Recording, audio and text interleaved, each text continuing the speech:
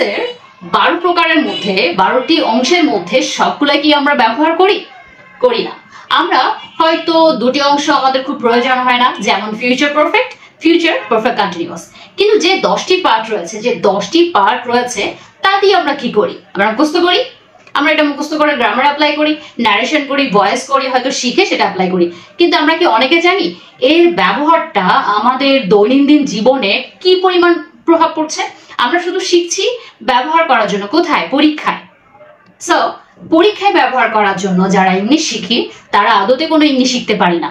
So English একটা ভাষা, এটাকে আপনি যদি মজায় নিতে পারেন তাহলে ইংলিশ শেখাটা আপনার কাছে কোনো ব্যাপারই না। আপনি আপনার চারপাশে অনেক দেখবেন যে 25টি বাক্য শিখুন, 25টি বা 30টি বাক্য শিখুন, এই কথাগুলোকে ইংলিশে কি বলে? শিখুন।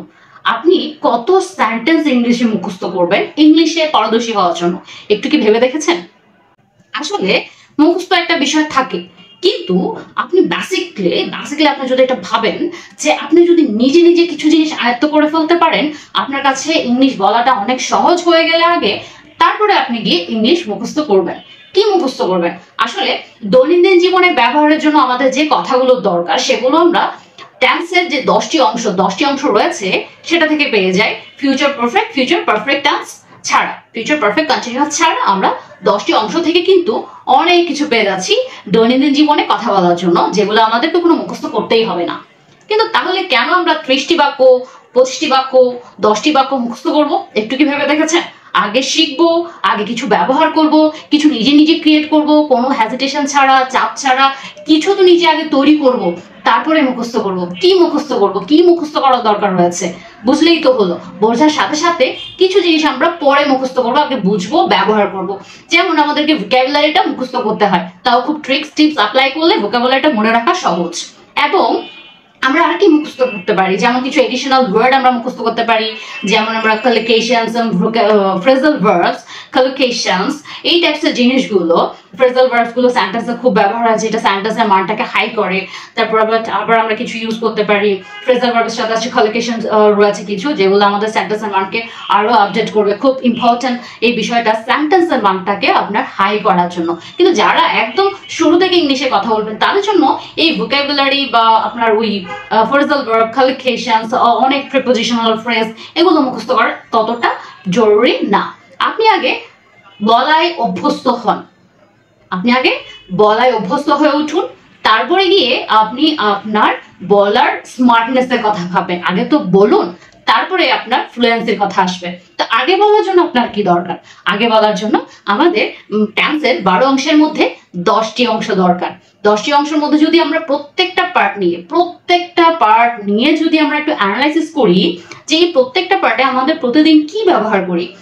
আমি চিন্তা করেছি, আমি কিন্তু আপনাদের কিছু পূর্ববর্তী ভিডিওগুলোতে এই গ্রামার নিয়ে বিস্তারিত আলোচনা করেছি। গ্রামারের সাথে সাথে স্পোকেনে পারদর্শী হওয়া যায়, এই ধরনের কিছু ভিডিও আমার চ্যানেলে রয়েছে।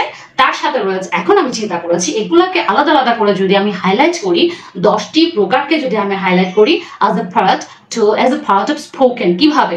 যেমন আপনি প্রেজেন্ট ইনডিফিনিট টেন্স নিয়ে অনেক কথা রেডি করলেন, প্রেজেন্ট কন্টিনিউয়াস টেন্স নিয়ে অনেক কথা রেডি করলেন, present perfect continuous tense, past indefinite, past continuous, past perfect continuous, তাহলে কয়টাও গেল? 8 প্রকারে গেল।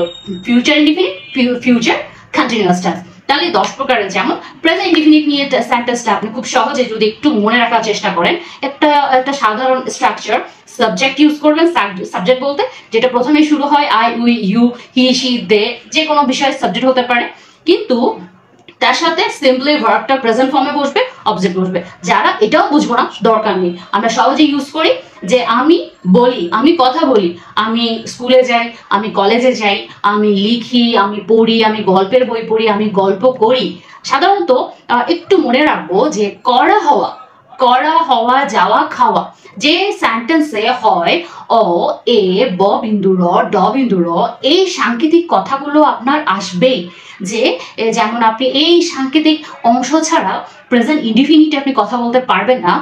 আমি প্রথমে প্রেজেন্ট ইনডিফিনিট কেন বলছি, একদম স্টেপ বাই স্টেপ আপনি 10টা অংশকে স্টেপে সাজিয়ে নিন। আগে আমি এই 10টা স্টেপের উপরে কথাগুলো রেডি করব to be a fluent English speaker. তাহলে আমাদের একটু কথাগুলো গুছাতে এবং ইংলিশে পারফেক্ট হয়ে ওঠার জন্য এই 10টা অংশে আগে আয়ত্ত করে নিতে হবে, তারপরে অন্য অংশে যাওয়া যেতে পারে। তাহলে আমরা প্রেজেন্ট যে করা হওয়া যাওয়া খাওয়া সেটা দিয়ে আমরা কেউ যে আমি খাই, আমি যাই, সে আসে, সে যায়, আমরা পড়ি, তোমরা পড়ো, আমরা করি, সে করে, সে যায়, সে আসে, সূর্য ওঠে, সূর্য ডুবে এবং ফ্যান ঘোরে, সাধারণত আপনার চারপাশে যেটা দৈনন্দিন জীবনে ঘটে থাকে সেটাকে আপনি সাধারণভাবে যেটা বলে থাকেন সেটাই প্রেজেন্ট ইনডিফিনিটের একটা পার্ট, আর যেটা আপনি প্রতিদিন ইউজ করেন, যেটা আপনি প্রতিদিন ইংলিশে একটু মেক করার চেষ্টা করেন। যেমন আমি রান্না করি, তারপর আপনি বলতে পারেন আমি লিখি, আমি যাই, সচরাচর সবাই কিন্তু যায়, তাহলে কিভাবে যাবে? I go to school, I go to university, I go to office, you go to office। এইভাবে আপনি একটা সেন্টেন্স, একটা ভার্ব পিক করুন, এটাকে করে আপনি সাবজেক্ট চেঞ্জ করে দিবেন, ভার্ব চেঞ্জ করে দিবেন, অবজেক্টটা চেঞ্জ করে দিবেন। এইভাবে আপনি একটা সেন্টেন্স থেকে আগে অনেক সেন্টেন্স বানাবেন। যেমন আমি ইংলিশ শিখি, এই আমি ইংলিশ শিখিকে I learn English, আমি ইংলিশ শিখি, এই সেন্টেন্সকে আপনি আই দিবেন, ইউ, শি, হি এগুলো ইউজ করবেন। সেই সাথে সেটাকে আপনি নেগেটিভ একটা ভার্ব রয়েছে যে আমি ইংলিশ শিখি, একটা ভার্বের সাথে আপনি সাবজেক্ট চেঞ্জ করবেন, সাবজেক্ট চেঞ্জ করে ভার্বটা ঠিক রাখবেন, অনেকগুলো সেন্টেন্স বলবেন। যেমন I learn English, you learn English, she learn English, she learns English, we learn English। তাহলে আপনি সাবজেক্ট চেঞ্জ করে দিলেন, ভার্বটা কিন্তু ঠিক রয়েছে। এবার আপনি ভার্বটা চেঞ্জ করে দিয়ে আবার বানাবেন, সেই সাথে আপনি এটাকে আবার নেগেটিভ ফর্ম করবেন। I do not learn English, you don't learn English, he does not learn English। এভাবে করে আপনি আবার নেগেটিভ ফর্ম করবেন। আবার আপনি একটা ভার্ব চেঞ্জ করবেন, যেমন I speak English, you speak English, I don't speak English, you don't speak English, he does not speak English। এভাবে করে আপনি আবার বানাবেন। সেই সাথে আপনি আবার কি করবেন? সেই সাথে আবার ভার্বটা চেঞ্জ করবেন, যে I write a letter, I write an email, I write an email। আমি ইমেল লিখি, you write an email, তুমি ইমেল লেখো, সেই মিলে। এইভাবে করে আপনি অবজেক্টটাও পাল্টে দিলেন, আপনি লিখেন, চিঠি লিখেন, ইমেল লেখেন, কবিতা লেখেন, গল্প লিখেন, এইভাবে করে আপনি চেঞ্জ করে দিবেন। সিম্পলি সাবজেক্ট, ভার্ব, অবজেক্ট এইভাবে করে আপনি চেঞ্জ করে দিবেন। সেই সাথে আবার আপনি এটাকে নেগেটিভ ফর্ম ইউজ করবেন, নেগেটিভ ফর্মটাকে ইউজ করে আবার এটাকে আপনি প্রশ্ন করা জানবেন। কিভাবে? Do I learn English? Do I speak English? Do I write an email? Do you write an email? Do you speak English? Do you write a letter? এইভাবে করে আপনি আবার প্রশ্ন করলেন। আবার নেগেটিভ ফর্মে প্রশ্ন করা যায়, Do you not learn English? Do you not write a letter? তুমি কি লিখো না? তুমি কি যাও না? তুমি কি করো না? তুমি কি খাও না? তুমি কি পড়ো না? কি দিই আবার আমি what, where, which, কোথায় লিখো, কোথায় যাও।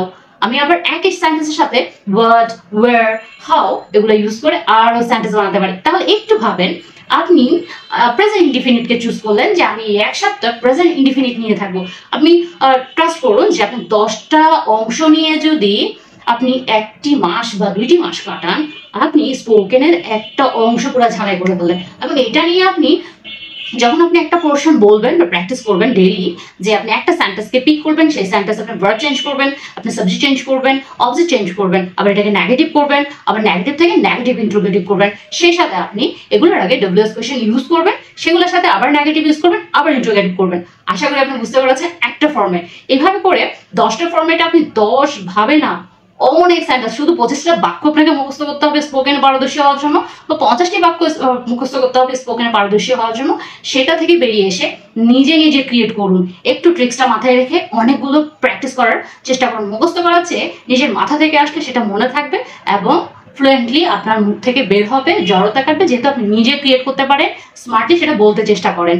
এবং সেই অংশটা দিয়েই আপনি বলুন, চারপাশে যা ঘটে, যা আপনি ঘটান, সাধারণভাবে আপনার সাথে হয়ে থাকে, সেটা নিয়ে আপনি প্র্যাকটিস করুন, বলতে থাকুন। এভাবে করে আপনি 10টা অংশ নিয়ে যদি বলেন, আমি 10টা অংশের উপরে একটা একটা করে পার্ট দিয়ে যাব।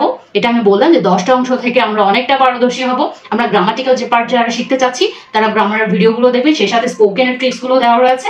এবং তার সাথে যারা খুব সিম্পলি গ্রামার ছাড়া প্র্যাকটিস করতে চায় তাদের জন্য 10টা পার্ট নিয়ে কিভাবে স্পোকেনে এগিয়ে থাকা যায়, প্রথমভাবে একটু এগিয়ে যাওয়া যায়, সামনে যাওয়া যায়, তারপরে একটু সামনে গেলে দ্বিতীয় স্টেপ নিয়ে আমরা আলোচনা করব। সো এই পর্যন্ত থাকুন, এবং পরবর্তী যে পার্টটা রয়েছে সেটা হলো প্রেজেন্ট ইনডিফিনিট নিয়ে। আমি আপনাদের সাথে প্রেজেন্ট ইনডিফিনিট নিয়ে বিস্তারিত আবার আলোচনা করবো। এটা হলো আমি একটা স্যাম্পল বললাম যে 10টা অংশ নিয়ে আমরা কিভাবে 10 ভাবে কাজ করতে পারি, আর এইভাবে আমরা কিভাবে হাজার হাজার সেন্টেন্স ক্রিয়েট করতে পারি এবং স্পোকেনে নিজে নিজে এগিয়ে থাকতে পারি।